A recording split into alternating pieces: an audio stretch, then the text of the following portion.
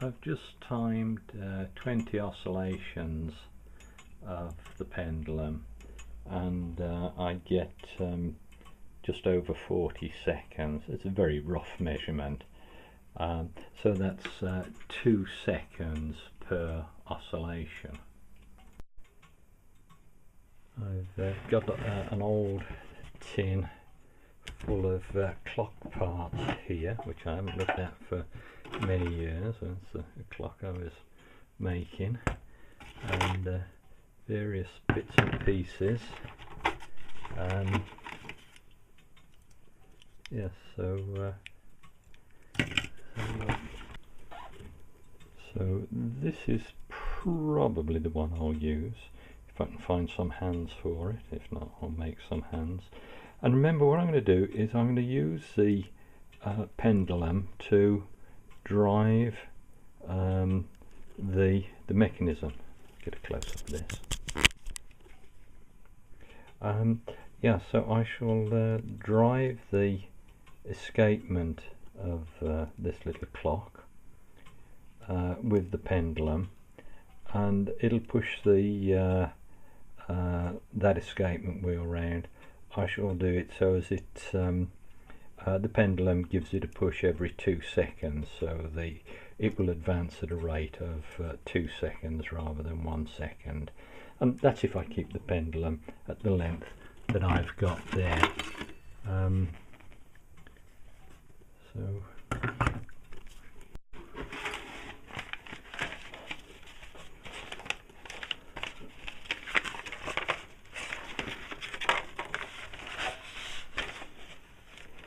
these are some notes I've got.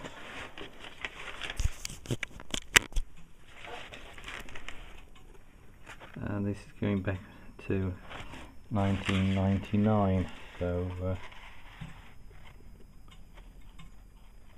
I was obviously playing with something there, and looking at the various gear ratios.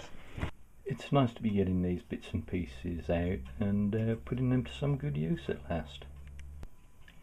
Always hated the idea of throwing stuff away, and anyway, I shall have a bit of fun. It's been some years since I've looked at this lot, but I'm glad I didn't throw any of it away.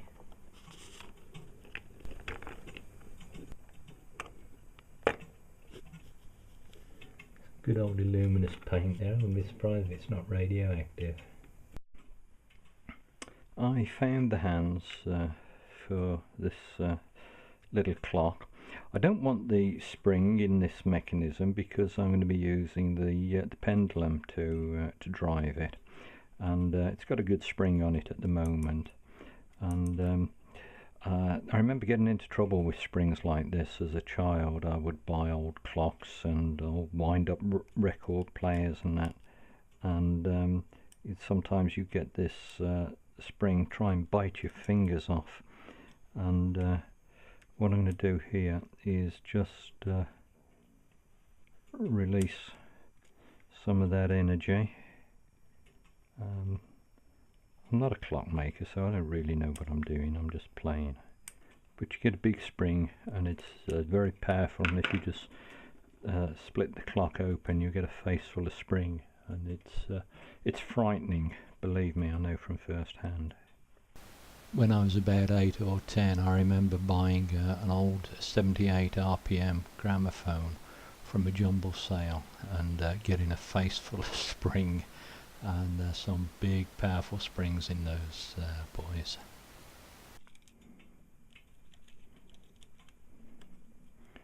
So that's got the main spring out. Just put the winder back on there. So that might come in useful one day.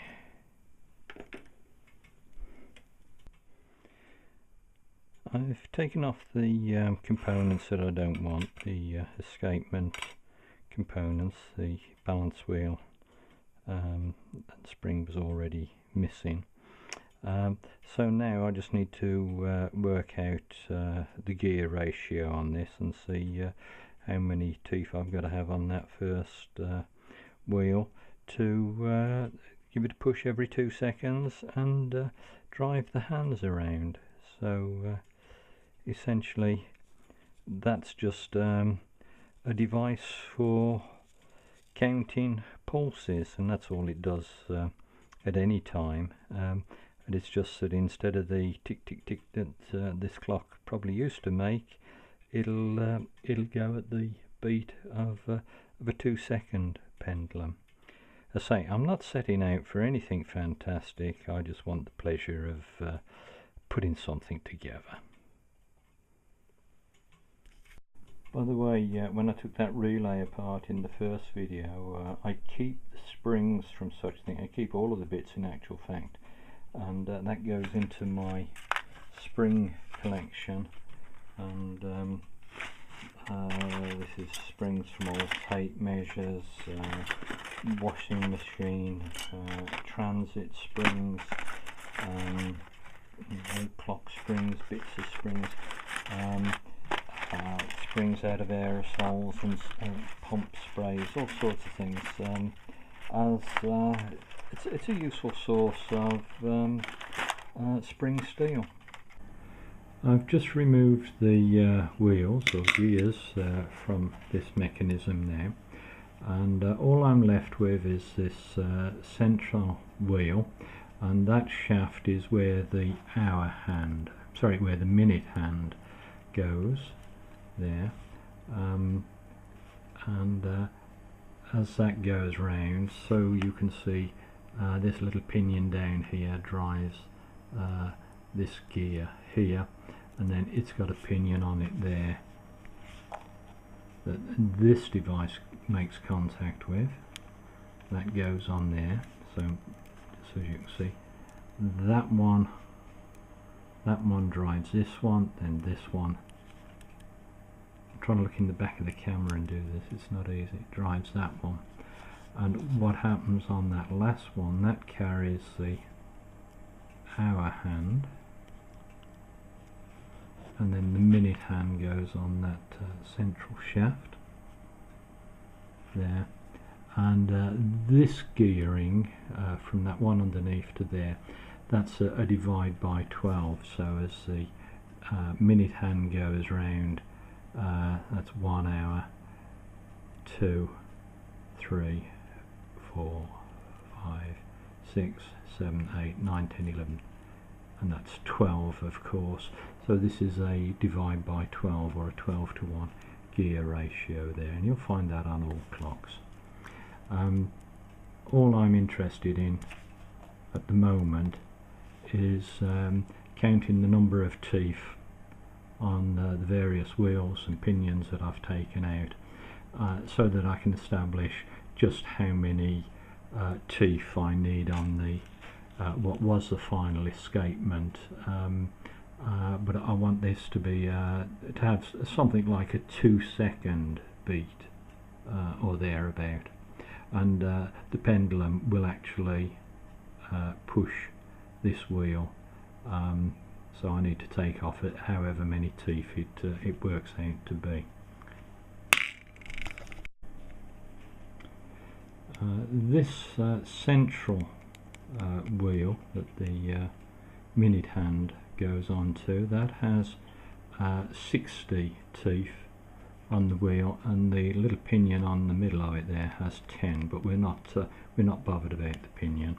And the next gear that comes into contact with that, this little fella, has 49 teeth on the wheel and 7 teeth on the pinion, so those 7 teeth there are going to come into contact with the central wheel. Now put it,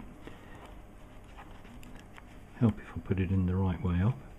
That sits in somewhere there.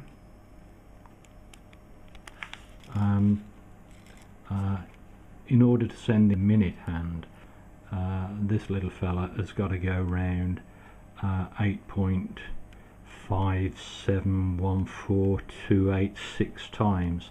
That's just a little bit miserable the way the ratios work out, but such as life. That's what it is. So that is a ratio of 7 on that pinion.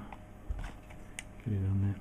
7 teeth on that pinion and 60 on the central wheel there. So this next gear has 49 teeth on the wheel and 7 teeth on the pinion, and that's got to go in here.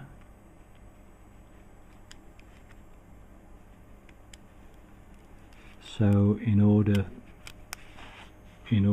to just hold it together, in order to send this wheel round once, this wheel's got to go around 7 times. This little gear that used to be the escapement has got 7 teeth on the pinion here, and 16 teeth on the actual escapement, and that goes in here. And now for each turn of this wheel, with my pencil, now for each turn of this wheel down here, the escapement, that's got to go round 7 times. Bit hard to show you, so that's got to go around 7 times. So this, remember, used to be the escapement wheel, now it's going to be the driving wheel. So my pendulum is going to come along and it's going to push this escapement, well, sorry, it's going to push this wheel with some sort of pull or ratchet, and it will do that, and I'll have however many teeth I work it out to be, to work on something like a 2-second pendulum. It won't be 2 seconds because it doesn't look like the numbers are shaping up for that. By the way, any small gear is called a pinion, so that's a pinion, and that in the middle there is a pinion. And I think loosely any gear with less than about 20 teeth is a pinion, whereas this is a wheel or a gear. This is a pinion. Not sure of the exact definition, maybe somebody will tell me, but when I lived in Birmingham we had an expression, and that was a rook, and it simply meant enough for the job. So if you needed a rook of fence posts, were simply enough posts to put the fence up. And so I say, I'm not sure of an exact definition of a pinion, but the little ones are pinions. So a pinion against a wheel. I think I'm probably getting close to a time limit on this now, so I'll put the calculations for the final number of teeth on the next video, I think. Hope you found it interesting. Thanks for watching. Bye bye.